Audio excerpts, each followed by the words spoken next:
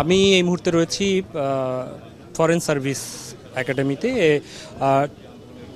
বিকাল 4:30 foreign service একাডেমিতে সর্বদলীয় যে বৈঠক, সেই বৈঠক হওয়ার কথা।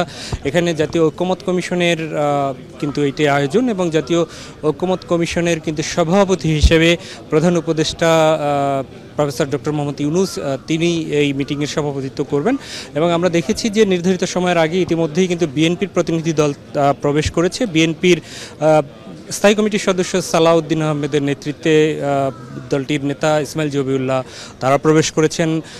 জামাতের প্রবেশ করেছেন জামাতের নায়েবে আমির সাবেক এমপি ডক্টর সৈয়দ আবদুল্লাহ মোহাম্মদ তাহের, তার নেতৃত্বে আমরা দেখেছি যে সাবেক এমপি হামিদুর রহমান আজাদ এবং রফিকুল ইসলাম খান দলটির নেতা, তা এই তিনজন প্রবেশ করেছেন।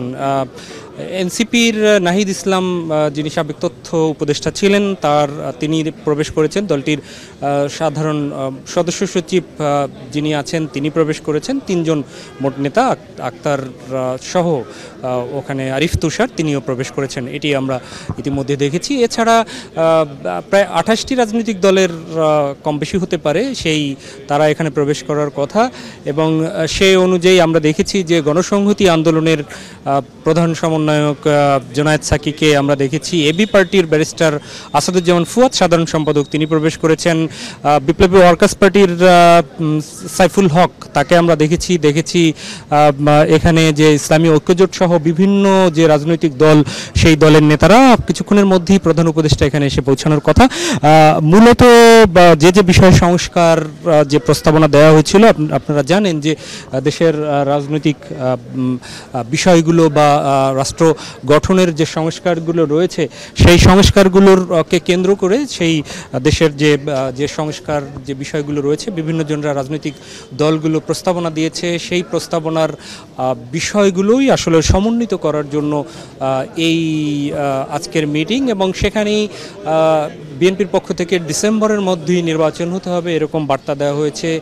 ইতিমধ্যেই জামাত কিন্তু তাদের নিবন্ধন ফিরে পেয়েছে, হাইকোর্টের রায়ে প্রতীক এবং নিবন্ধন ফিরে পেয়েছে। সুতরাং আজকের প্রেক্ষাপটে বিএনপি, জামাত, এনসিপি বা অন্যান্য যে রাজনৈতিক দলগুলো রয়েছে তারা ইতিমধ্যে এসে পৌঁছেছে। নিশ্চয়ই এই রিপোর্টের দিকে, আজকের এই মিটিংয়ের দিকে তাকিয়ে থাকবে গোটা জাতি। সেখানে মিটিং শেষে হয়তো এই সভা শেষে প্রেস ব্রিফিং যেটি হবে সেটিকে আসলে জানিয়ে দেওয়া হবে। এছাড়া সাধারণত মিটিং শেষেই কিন্তু রাজনৈতিক দলের যে নেতা তারা কিন্তু কথা বলে থাকেন, তারা মিটিংয়ে কি কথা হলো তাদের সেই বিষয়গুলো জানিয়ে দেন। তো আমরা নিশ্চয়ই তাদের সাথে কথা বলে পরবর্তীতে বিস্তারিত জানাতে পারবো।